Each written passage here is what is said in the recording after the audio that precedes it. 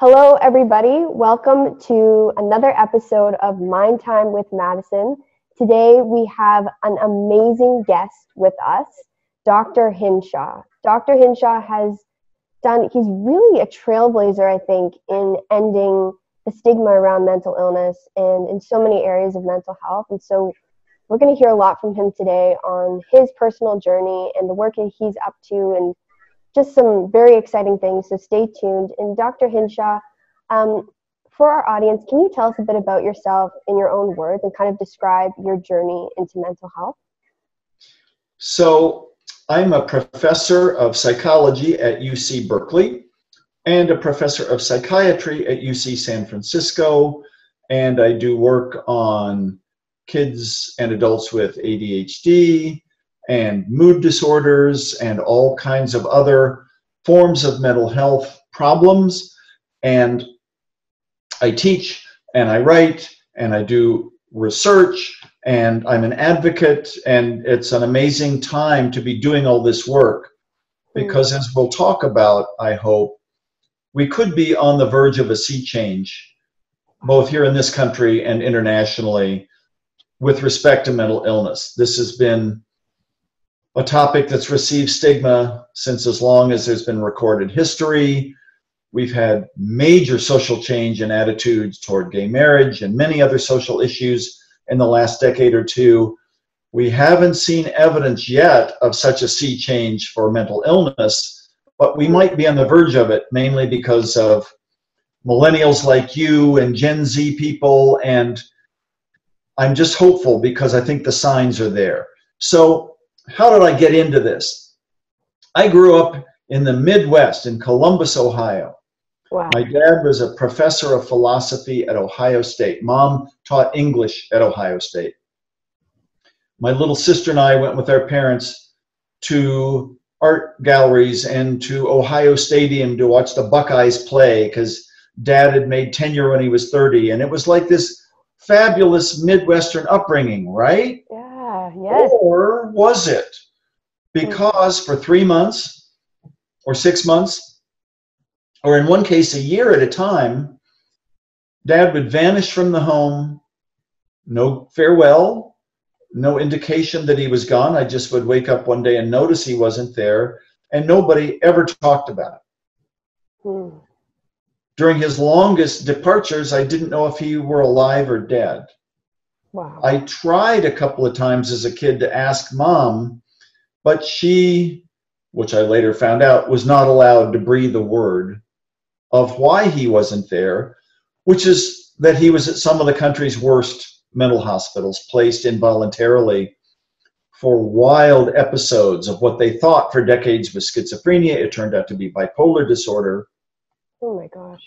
And his lead doctor, when my sister and I were both quite young, when Dad asked him, well, what do I tell my darling children about my schizophrenia and my hospitalizations? The doctor looked him in the eye and said, Professor Hinshaw, if your children ever learn of your serious mental illness and hospitalizations, they'll be permanently destroyed. You and your wife are forbidden from ever mentioning the topic.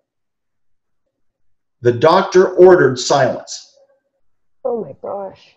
So in Another Kind of Madness, my most recent book about my childhood and growing up in this family, in one of the later pages, I raised the kind of rhetorical question: would an oncologist today, faced with a patient with cancer who happened to be a parent, say, never tell your children about your cancer, they'll be permanently destroyed?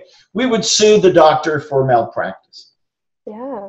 But just a generation or two ago, mental illness was thought to be so toxic that if a word of it were breathed, the children would be poisoned. In fact, in another passage from the book, I remember at our first house, I was probably 6, first going on 2nd grade. Dad had been gone for the summer. No one was allowed to say anything. And I walked through the living room of our first house, pretty little section near the campus of town, looked in the living room, looked out through the back porch to the backyard, and I noticed some balloons of different colors kind of hovering in the middle distance. And I thought, had there been a parade going on? Did I miss out? What? I don't know to this day if this was kind of a vision, but I also thought to myself, those balloons are filled with poison gas. And now, years later, I think what I was encountering was stigma. The balloon skins were the prohibition from letting the poison out, the poison of my dad's serious mental illness. And if that poison got out, we would have perished. What does a kid do when something bad's happening at home, but nobody talks about it? Well, I think there's probably two choices. Number one, you could start to believe that the world is a cruel, random place where terrible things happen, not a very pleasant attribution. Or number two, it's probably my fault. Yeah. Maybe I wasn't a good enough son.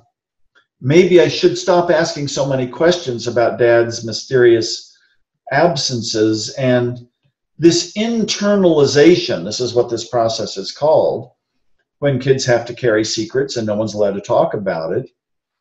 Well, what do we call depression and bipolar disorder? They're internalizing forms of psychopathology.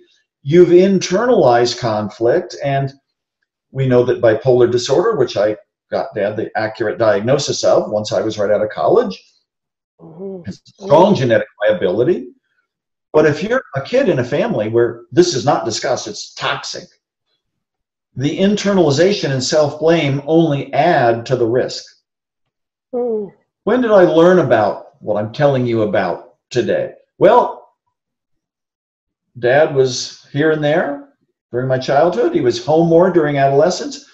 But I had retreated into sports and school, and emotions were pretty scary things, and I went off to college back east. I returned home to Columbus for my first spring break. April, it's kind of blustery outside. The trees in the front yard were in blossom, and Dad pulled me aside into his study, his library at home, with all his books on philosophy and math and history, and he said, "Son," he always had a little formal tone, "perhaps you should learn something of my life." So we sat down for a half hour, and he told me about when he was 16, he jumped off the roof of the family home in Pasadena thinking he could fly because that would send a message to the free world's leaders to stop Hitler and the fascists. It was his first episode of bipolar disorder at 16 and a half. And he had high achievement. At grad school in Princeton, he studied with Bertrand Russell and Albert Einstein. But just after getting his PhD, he was 6 months in the nation's worst mental hospital at Byberry outside of Philadelphia. Beaten, chained to his bed to prevent wandering.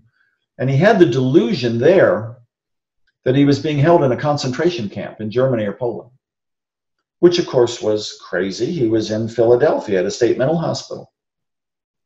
But later, once I was an adult and saw the pictures of Byberry State Hospital, in which 7,000 men were jammed into space for 1,400, and conscientious objectors smuggled out photographs of beatings and starvation and torture, I thought Dad's delusion was actually fairly truthful.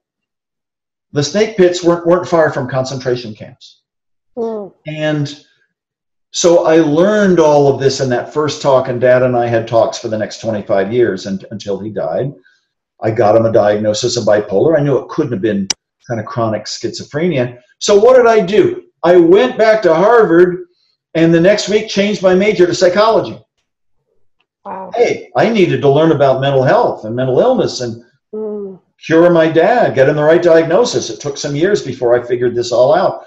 But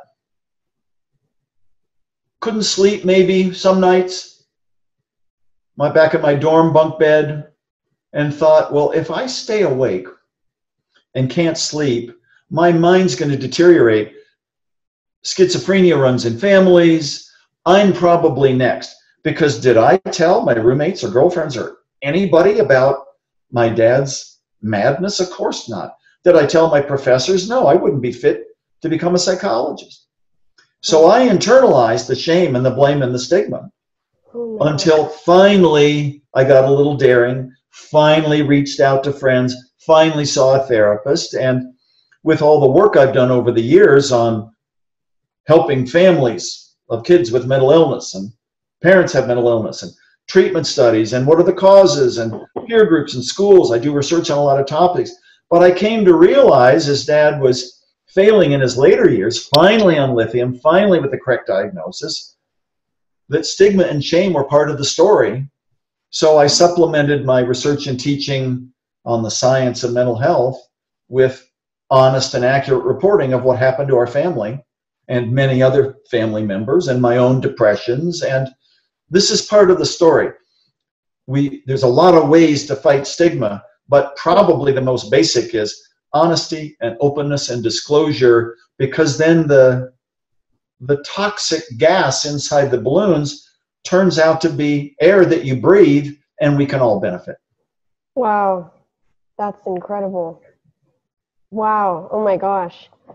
I'm at a loss of words, Dr. Hinshaw.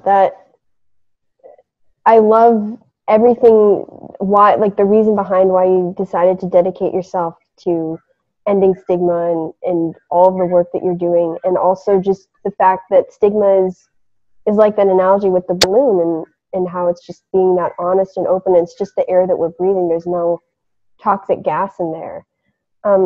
So I'm gonna cut in for a second. I'm gonna just mention a vignette near the end of Dad's life. So he'd been on lithium for some years. He realized he had bipolar disorder, a biological form of mental illness.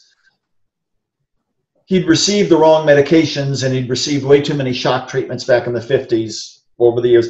So his final years were marked by a Parkinson-like illness, which may have been the result of the stigma in the profession and their ignorance, and he got the wrong treatments.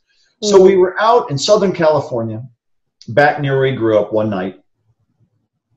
I was a professor. I thought I knew something about psychology. Dad was in his 70s, and out by a pool, it was a beautiful spring evening, he said, "Son, have I ever told you how much I wish much of my life that I'd had cancer?" And I thought to myself, well, wait a minute, is Dad having another episode? Dad, I said, what could you possibly mean? Well, why would anyone wish to have cancer? And he said, and he looked kind of pensive into the distance, and he said, think what the term mental illness means to a philosopher like me. A mental illness, it's mental, I probably made up the symptoms. He said, if I'd had cancer my whole life, it would have been a real illness, and I would have probably forgiven myself. Oh my God. So that was a lesson for me. I mean, here I'm a professor of psychology. I thought I knew something. He was treated brutally as a teenager and in his 20s. That poisoned the well. That gave him a sense that he was inferior, that he was crazy. He was a madman. Learning in his 50s that he actually had bipolar disorder, it's a true form of mental illness, it was too little too late. So, back in that time when Dad was growing up and when I was a kid, if your grandmother or my uncle died of cancer, what would you put in the obituary? Died of natural causes. You would never put cancer in the obituary of your relative. Cancer was a shameful disease you brought upon yourself because you didn't have enough moral fiber or fortitude to fight it. You've given up on life. Cancer. What happens today with cancer? 2 Sundays every fall, the NFL behemoths, who are 6'6" and weigh 280 and can run a 40-yard dash in 4.3, wear pink knee socks, every single player, in honor of fighting breast cancer. It's a cause because women have talked about it. We're not there for mental illness yet. We're getting there. So the family roots of my interest in mental health, mental illness, psychology run deep. The family roots of my interest in stigma and stigma reduction run deep. And I thought for a long time, all through my 20s, I'd never have kids. They'd probably be crazy like my dad, like their granddad. And I finally realized, well, of course, I'd like to be a father. And 3 sons later, I hope that we've been able to create an atmosphere of openness where it's okay to talk about difference and it's okay to talk about mental health issues. I'm still probably not the world's most open person. We're all kind of victims of our childhood, and I'm still kind of Midwestern and keep it on the low key. But my mom, who kept the family together decade after decade, couldn't even tell her own mother back in Ohio that her husband had severe mental illness. It was that stigmatized. Wow. Once Dad passed away, and she and I had discussions about him and our past and family, and I started to write and talk about the topic, and she said, Stephen, it was always, my name's Steve, but Stephen, when I was ever in trouble, she said, Stephen, I don't want this to become very public. Those were some of the most shameful incidents of my life, trying to cover for your dad, and I could talk to no one about it, and the therapist shut me out of the conversation. So I had a tough choice. Do I just keep it under wraps, or do I keep up my speaking, keep up writing, and finally writing another kind of madness? And so not long before Mom passed away, she said, well, why aren't you writing and talking more about this? I think we need to open the discussion. She said, our family has lived under shame for far too long. So at that point, my 80-some-year-old mother from Columbus, Ohio, if she can overcome the shame and stigma, anybody can. Yeah, yeah. Disclosure breeds disclosure, openness breeds openness, and then we have a different dialogue. Yes. What do you feel is left? Like, why aren't that, like, why, for example, why aren't players in the NFL supporting mental illness now in this day and age? Why isn't that happening yet? Still, with all of this work that's being done? You mean, well, of course it's starting to happen. Kevin Love in the NBA, other athletes coming out with panic, anxiety, depression, bipolar disorder. But wait a minute, you're a tough guy, or if you're a gal athlete, you're a tough guy. You're pretty weak. You're too depressed to play. You're too anxious to work out. You have panic attacks. That's a sign of weakness. I think the stereotypes predominate. If you hear voices, if you have a severe form of mental illness like schizophrenia or bipolar disorder, you're irrational and you threaten me. If you have an anxiety disorder or depression, you haven't picked yourself up by your bootstraps. Hey, look, Madison, I get down too. Right? I mean, well, what's the matter? I mean, everybody gets sad from time to time. We push away what scares us. Look, it takes a lot for me to keep it together going on day to day. And then you present to me, or it's somebody else I meet, with hearing a voice or having PTSD or being overly anxious. Well, maybe I'm a little bit afraid that I could succumb too, so I push you back. Oh, yeah. Right? And there's other theories about why stigma is so strong. If you have a severe mental illness, you're not taking care of yourself very well. Maybe we fear you're contagious. And so back, in evolutionary psychology, back in the early days of humans, if somebody looked contagious, we pushed them aside. If somebody looked like they were going to exploit us, well, we had to keep our distance. The answer is what was thought to be a couple of decades ago. Let's just call mental illness a disease like any other. It's a brain illness. And we know that genes play a big role in many forms of mental illness. It's a genetic disorder. It's a brain disease. And if you believe that about me or I believe that about you, well, can't blame each other, right? Right. Yeah. So this is what attribution theory and social psychology tells us. You're blameless. However, if I believe your mental illness is caused by the genes you were born with, all your DNA, or you believe the same about me, we hold each other less blameworthy, but we also think that we're kind of hopeless because there's nothing to do about our genes, and I want to keep real distant from you. My social distance increases.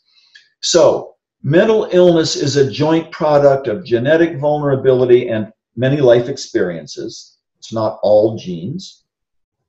And if I believe that you're biologically different from the rest of humanity, or you believe the same about me, yeah, well, you poor thing, I can't really blame you, but I don't want to be close to you. I certainly don't want to have kids with you. Right. I don't want to be close because maybe it might be contagious. We still have, we're kind of out of the days in modern society of believing mental illness is evil spirits or animal spirits. Well, what is it? Is it poor character, flawed being, or is it biochemical? It's a combination. Psychology is the study of the mind, and we know that the form of psychology called clinical psychology, or the form of medicine called psychiatry, has understood that some people come from families where there's a genetic vulnerability. But usually it takes trauma or difficult life experiences to unleash that genetic potential. So it's not either genes or experience, it's both together. Treatment isn't just meds or just therapy, it's often both together. And as we talk about whole people, people with cancer might need chemotherapy, they might need radiation, they might need surgery, might need a change in diet, might need lifestyle changes. People with cancer are people battling cancer. But we still talk about the schizophrenics, the manic depressive, the autistics. It's as though the whole person is defined by the illness, and we lose the humanity under there. Yes. Yes. Yeah, I love the way that you describe that too, because it's so true that that still exists. Like, I was recently talking with someone who, in her middle school even, she was saying that children with autism were just totally stigmatized. Like, no one would hang out with them, and they would just kind of push them away. And like you just said, just completely defined by their autism and not seen as a person who has autism.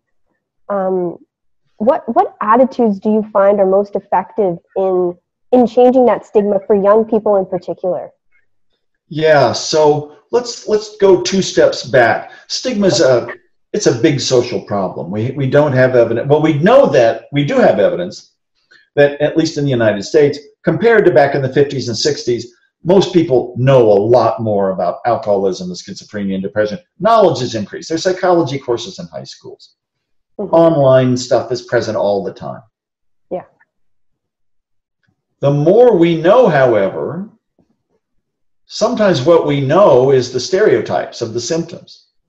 Attitudes have not budged since 1955. Wow. And in fact, compared to the 50s, 3 times more people in the United States, if they hear the term mental illness, immediately associate it with aggression and dangerousness and violence. 3 times more people. Oh my gosh. Remember, back in the day, in the 40s, 50s, before the state hospitals closed, most people with severe mental illness were locked up.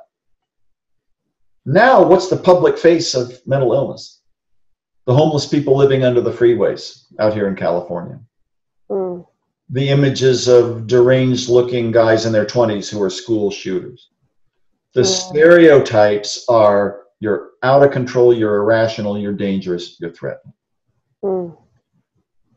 What's it going to take to change fundamental attitudes? Well, like any climate change, is it going to take one strategy? No, it's going to take a lot. So for reducing stigma, number 1, we have to realize that stigma is against the law. The Americans with Disabilities Act, 1990, signed in the summer, 29 years ago, by George Bush I, prohibits discrimination against people with mental or physical disabilities in the workplace or in public. Another set of laws on parity, P-A-R-I-T-Y. You get the same mental health coverage as you do physical health coverage in your health insurance. Most people with mental illness don't sue under the ADA because they're too ashamed to admit they have a mental illness. Wow. Parity's the law of the land, but there's loopholes big enough to drive a truck through. You get more bang for your buck, so to speak, to see your doctor for a physical ailment, a lung ailment, than you get to see your psychiatrist or psychologist for a mental ailment, because parity isn't fully guaranteed. So like any civil right, we've got to enforce, that's a top-down strategy, enforce anti-discrimination. So maybe we should do top-down, but we should also do middle out. What are the most prevalent media images of mental illness still today? Violence and incompetence.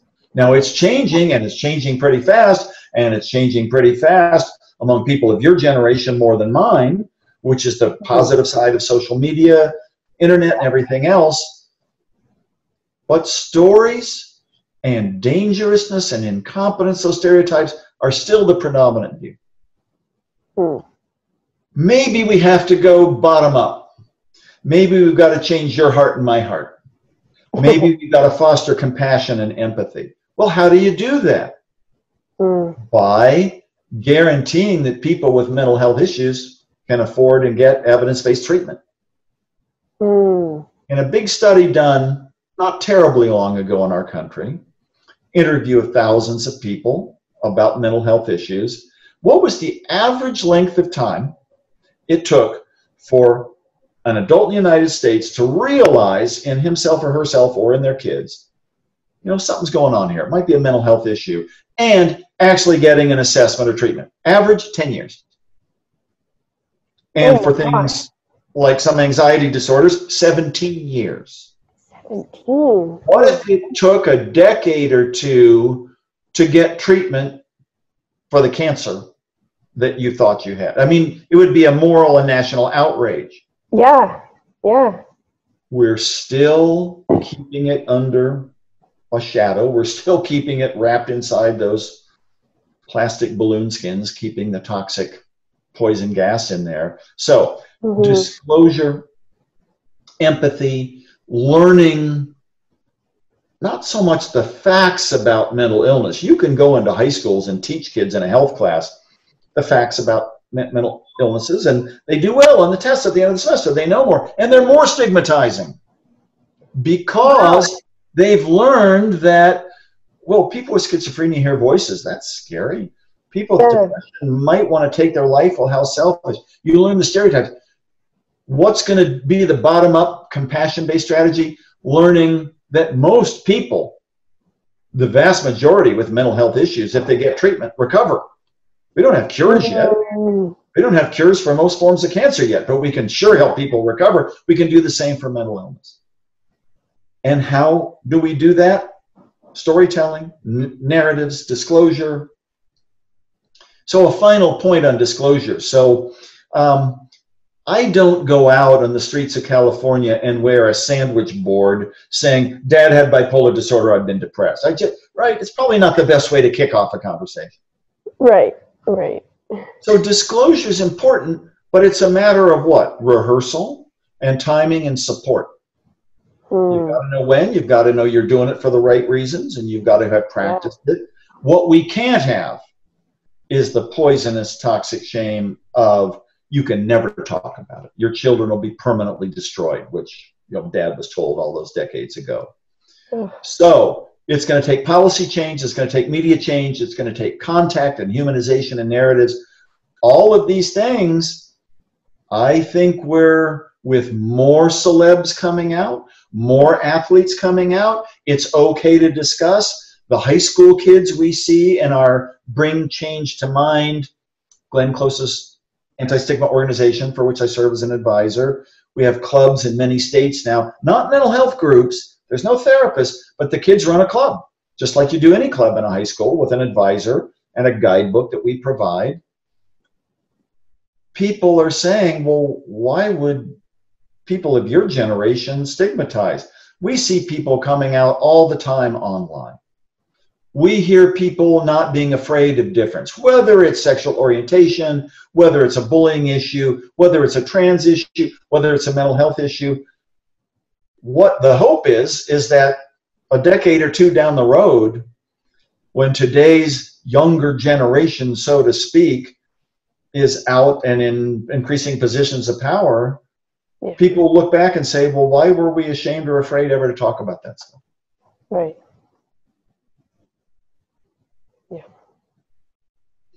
Yeah, that's again, the solutions are just so much more possible in this day and age, and I guess you feel the same way about social media playing a great role in that as well, which I think has for our generation. But for you personally, Dr. Hinshaw, is there any space, professional or social, that made you feel like you couldn't speak your truth? And does that still exist to this day for you? So I've been a professor for a while. I teach classes a lot.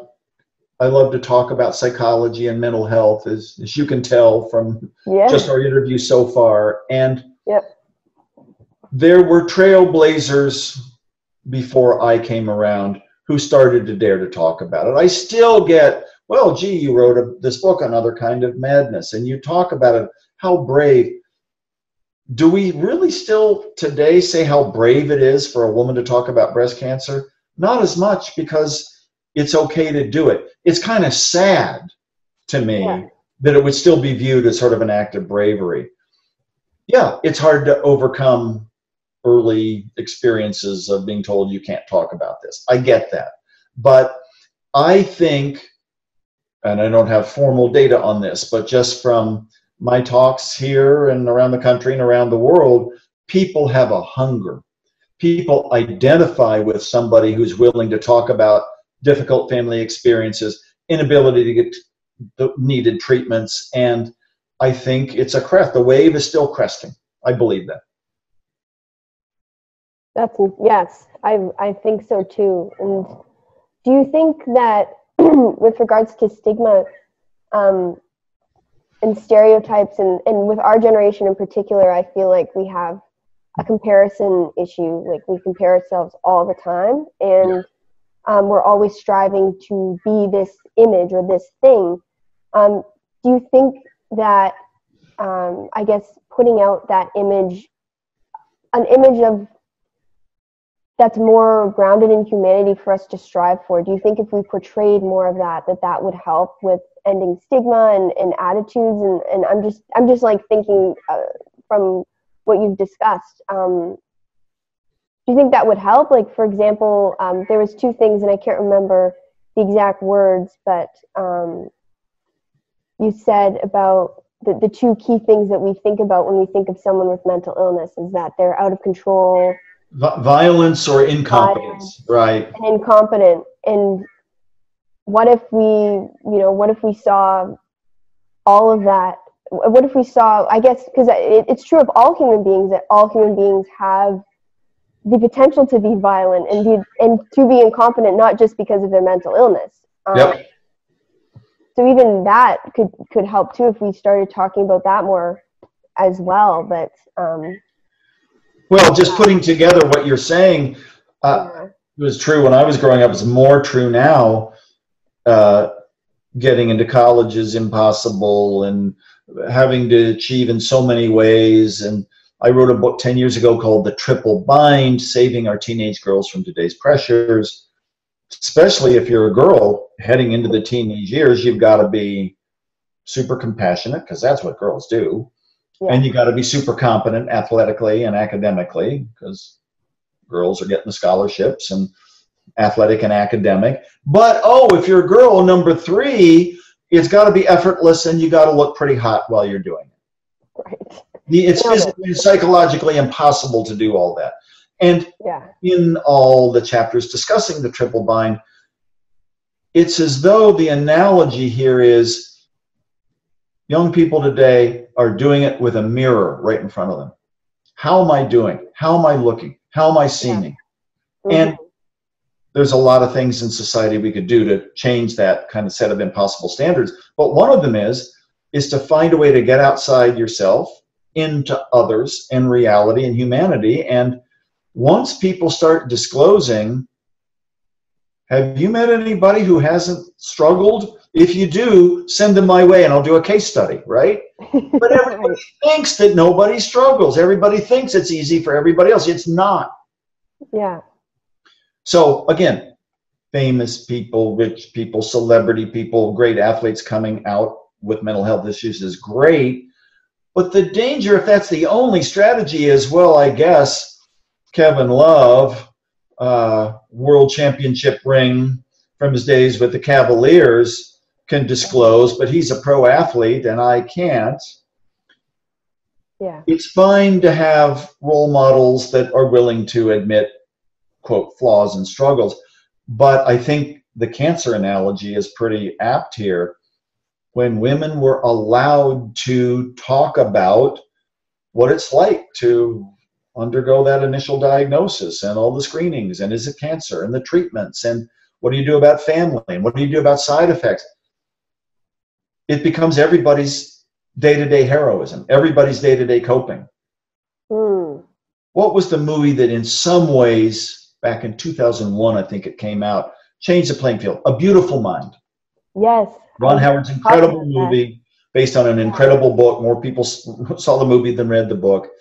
And here's John Nash, whom actually my dad knew as a grad student in Princeton back in the day. Incredible. Wow. Making his game theory discoveries that later earned him the Nobel Prize in economics.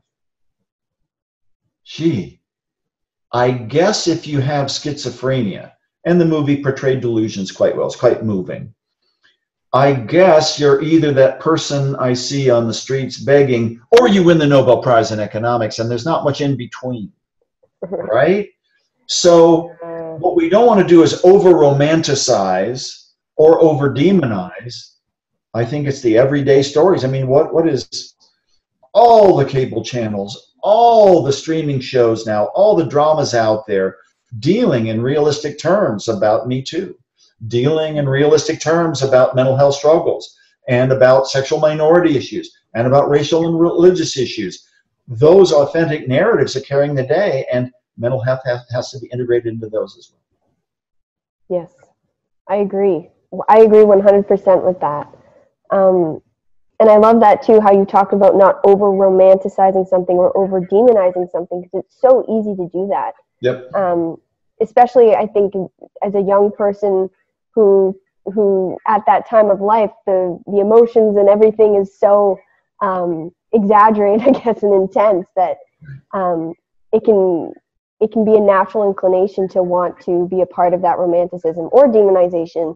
So like you said, bringing more of that to just the everyday heroism, I think is incredible. And seeing yourself as a hero in your own life, I guess, is something that's very important for people to recognize, that it's normal to talk about this, and it's normal to do all of that. And I know that there's stigma that still exists within families, within communities, within homes. Are there specific things that you have noticed that, and maybe even you can draw from your own experience, because you've clearly influenced your family so much to such an incredible degree with regards to the stigma around mental illness. What is most effective with combating that and talking about that in the home? Like, maybe the child is more open to talk about it and the parents aren't. How do we deal with that? How do we change that? Right. I mean, it's a kind of top-down versus bottom-up analogy. Can we legislate everybody being open from on top, on high? Probably not. Do we wait for the 1,000 flowers to bloom and 1,000,000 voices to be heard? That takes a long time. It takes modeling by influential people, a signal that it's okay to talk about, but still, for each individual, it's his or her own risk and taking that chance. So I talk about, sometimes in this kind of way, more in the therapeutic and scientific realm, the work of my colleague up at Harvard Medical School, Bill Beardsley, the eminent child and adolescent psychiatrist, who over 30 years ago devised a form of therapy, family therapy, for families in which one or both parents had either depression or bipolar disorder. Only this had existed years before, maybe my family wouldn't have suffered the way we did. So the premise is, mom or dad and dad, or mom and mom, whoever it is, they need individual treatment for their depression or bipolar. That's number one. But what about the family? What about the family communication? The premise is that the parents have to open up to the kids about what's going on with dad's drinking, or mom's absences from the home, or the day somebody was hauled up to jail, or whatever the deep, dark family secrets are. Families in this therapy resist. Well, why would we ever tell our kids these are the most shameful things of our lives? And the therapist, as family therapies do, the kids are out of the session for part of the time. Therapist practices, rehearses with the parents. The kids come back in and the family starts talking openly, not in psychiatric terms, but in language that the kids can understand. Be different for a 7-year-old girl than a 14-year-old boy. Yeah. And starts to talk about it. So what happens? At the end of the 2 clinical trials Beardsley's group did some years ago, random assignment to this family talk therapy versus other kinds of family therapy that didn't emphasize the disclosure. Well, the kids are doing better, self-esteem higher, socially, academically better at the end of treatment. Great. 4 years later, with no additional treatment, the kids' risk of becoming depressed themselves was significantly reduced. That's incredible. So wait a minute, but I thought depression had biological origins, and bipolar is even more heritable. That's true. But the other part of the risk is the internalization. The silence breeds, it must be my fault. So I think these are important findings, that talking about it isn't a frill. Talking about it is as essential as the medications or the other forms of treatment that the parents get on their own. Right? Wow. Yeah. That's amazing. And so with regards to this, I just want to ask you more about the internalization aspect of all of this stigma too. Because a lot of times, like, I've even noticed, like, my family has a history of depression. Mm-hmm. And for a long time, I didn't know that my dad had experienced depression, and then our family talked about it, and then I experienced depression. And a lot of times I found it very difficult to talk about my mental illness, or sometimes the behavior, the way I was acting towards my mom, for example, who hasn't experienced mental illness. Like, my dad, when I spoke with him, he was more understanding of it. Yeah. He had experienced it. But then trying Right. to communicate with my mom, as much as I loved her and I wanted her to understand it, it a lot of times ended in conflict and miscommunication. Yeah.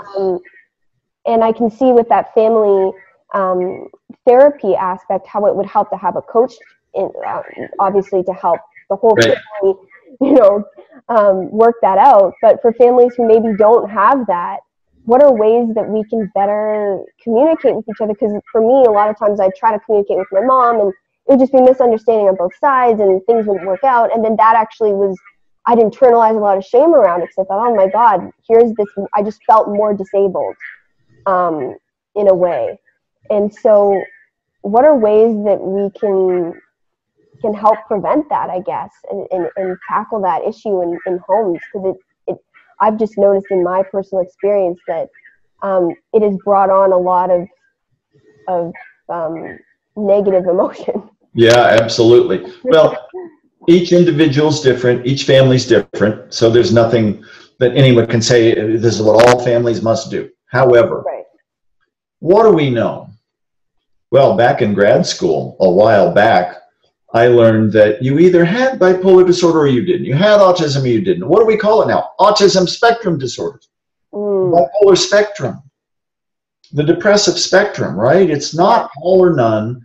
It's rare to meet a person who's never been sad or depressed a day in their life, right? Right. Very rare. Some people obviously are more prone than others and have more severe cases. But I think all humans can relate to difficult emotions and how to regulate them. If we realize that mental illness isn't rare, it's not 1 in 1,000, it's not 1 in 100, it's 1 in 4, depending on the definition and depending on the time frame, who experiences a moderate to severe mental illness at some point in his or her life. What family has escaped mental health issues? None. Some more than others, right? And how do you promote discussion? I mean, I don't know your family. Maybe your mom, who'd never experienced depression from what you've said, but experienced in her husband his depressions, maybe she wanted to keep a distance from it. Maybe she thought she was protecting you. What families often say is, well, why would I inflict these difficult situations that have strained our relationships, strained our lives on our kids? They should be protected from it. Yeah, right. I'm not saying that in families a kid should witness firsthand a parent who's got a substance abuse disorder shooting up in front of the kids, or a kid experiencing stage 3 mania when a parent's out of control and irrational. No, that's traumatizing. Mm-hmm. But in lucid moments, in moments at which the parent's reflective, changing set and saying, by at least talking about, admitting that the kid has probably experienced, even though I hope and pray that my kid hadn't experienced it, maybe I asked my kid about what they remember. Maybe I asked my kid about what they felt. And then I start to, as a good parent or a good therapist or a good friend would do, sprinkling it with observations and interpretations, it opens the door a crack and light gets in. Yeah. Probably not magic as to here's the right thing to say to a kid, and every situation's different, but you open the door to communication, and then it takes two to tango, and the communication becomes healing. Yeah, I've noticed that in my family. My mom, because I didn't know for a while when I was a little kid, and then she started talking to us when we were teenagers about it, just like you said, about, what do you remember as a kid? Like, do you remember that? And my dad too, and talking about it, and it has brought us closer together, and it has opened communication more about talking about mental illness. And so when I did experience that depression, as much as we had moments where it was difficult to communicate, we also had that understanding and openness attitude, which I think from talking about it with us about our childhood and starting off with what my dad had gone through, I think helped a lot. But yeah, it's so true too that there is that individual risk as well, and it can be very scary for individuals to talk about, because it is a scary thing. You know what? If I'm vulnerable with you, maybe you'll judge me. Yeah. And if I'm a parent, what if my kid judges me and thinks worse of me? And so keeping it at bay, keeping it distant, may be the thought may be, well, I'm not vulnerable, my kid doesn't have to be ashamed of me. But in some ways, what breeds more resentment and internalization over time is the thought that you're protecting your kids when you're actually not. Right. Yeah. Oh my gosh, it's so true that breeds resentment too. Is there any way that you have seen, because I recently read something that talked about how the opposite of resentment is affection. Mm-hmm. And how can we maybe have more affection for, I don't know if it's mental illness or if it's just, I guess, humanity, like you were talking about, just having more affection for that than resentment, and having that in the home and even between friends too and peers. So this is one of the great questions of social psychology for the better part of the 20th century on into the 21st. How do we ease racial prejudice? How do we promote religious tolerance? Acceptance of people whose sexual orientations are different from ours, people with mental health issues, etc., right? This isn't about mental illness. Well, education is good, but again, just learning the facts about mental illness might actually reinforce stereotypes. Mm-hmm. The essential ingredient identified in 1954 by the eminent psychologist Gordon Allport in his book, The Nature of Prejudice, was contact. If I have contact with you or other fellow human beings, above all else, that contact is going to show that we have some essential similarities. I might identify with you as opposed to you're in the out group, you're on the other side of the river, you're in the other tribe, you're in the different religious group. Contact breeds acceptance, familiarization, and empathy. Now, the big debate has been, is all contact equally good, or are some forms better than others? Back in Victorian England, what did the nobility and the upper crust do on some Sundays? They toured the Bedlam Insane Asylum for a fee, as if they were going to a zoo, and watched the raving patients. It's incredible. That's probably not the kind of contact that breeds empathy and compassion, right? Yeah, right. Contact should be between people more or less as equals. Yeah. Contact should be every day rather than the visit to the institution on a Sunday or observing the special needs classroom. Oh, So the debate has gone on. What kinds of contact are better? Certainly some kinds of contact are better than others. But the overwhelming finding across many, many studies, you can read about it in social psychology textbooks, is any contact is better than no contact. If it's apartheid, if it's separation, if it's toxic, then it's us versus them. It's in-group versus out-group. Contact forces the natural humanity to come out. And again, more equal contact is obviously better than less equal contact, etc. Right. Yes. But how do you know? I mean, so here's an interesting part of stigma theory. If you and I have different skin colors, pretty hard to hide that unless you put a lot of makeup on, right? Yeah. So those are overt, non-concealable stigmas. But you've disclosed a history of depression, and I've disclosed a major family history of many forms of mental illness and my own depressions, etc.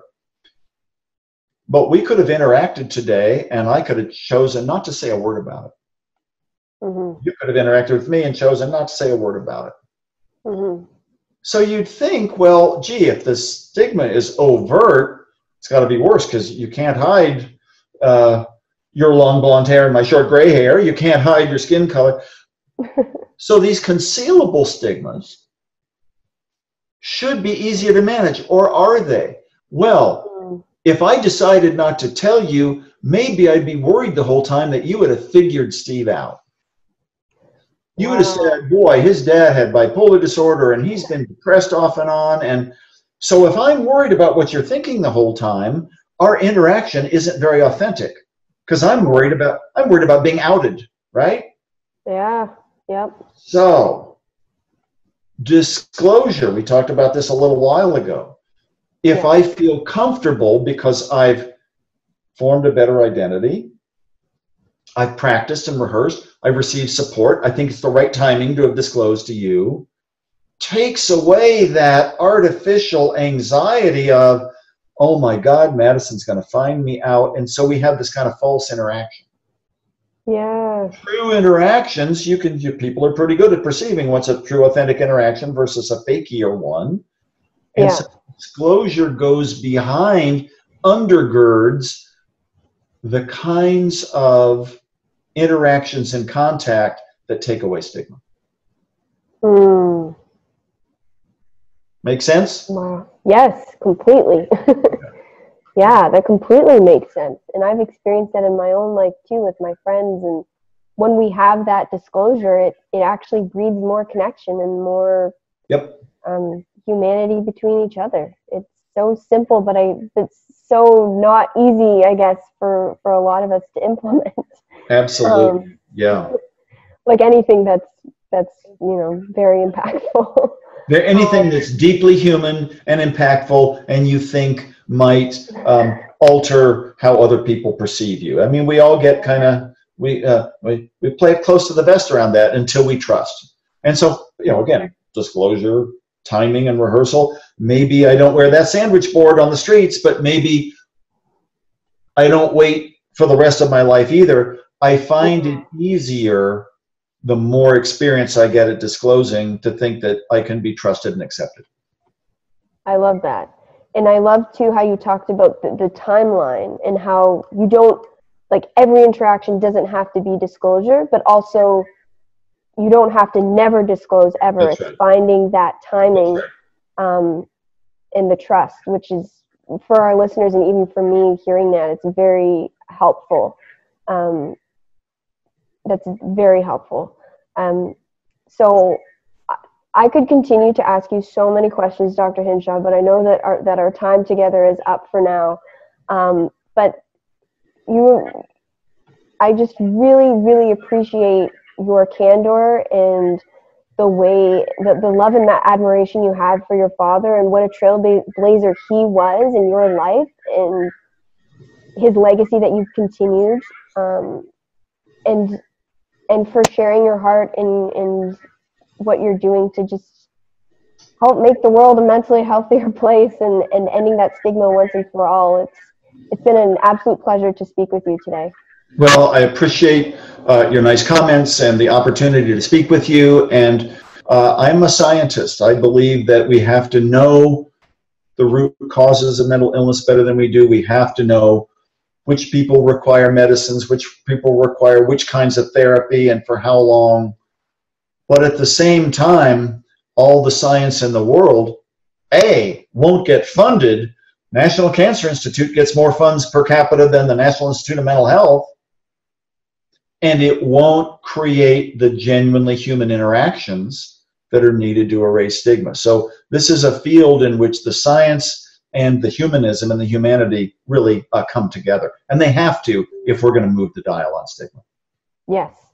And so quickly, is there anything that's exciting that's coming up for you that we can plug into that you're doing with regards to ending stigma, mental health, maybe a new book? Anything coming up that we can plug into? Oh boy, there's so many things. So I'm at both UC Berkeley and UC San Francisco. We have a brand new center opening in a couple of months on the science and advocacy of learning and learning disorders and learning differences, and I'll be heading that up. Bring Change to Mind, Glenn Close's nonprofit, for which I again serve as a scientific advisor, is expanding its high school club model into many more states, not just the West Coast. And we're seeking funding to support and shepherd those clubs well. Another Kind of Madness, a journey through the stigma and hope of mental illness, St. Martin's Press, comes out in paperback on July 23rd. Oh, that's exciting. I got to get my copy. So, and I've got a number of talks and events planned around it, both here and overseas through the summer and fall. And what's the most important event? Everyday conversations at school, in the workplace, on the streets, in a new relationship, in an old relationship, where people feel empowered to take a risk, and one mind at a time is changed.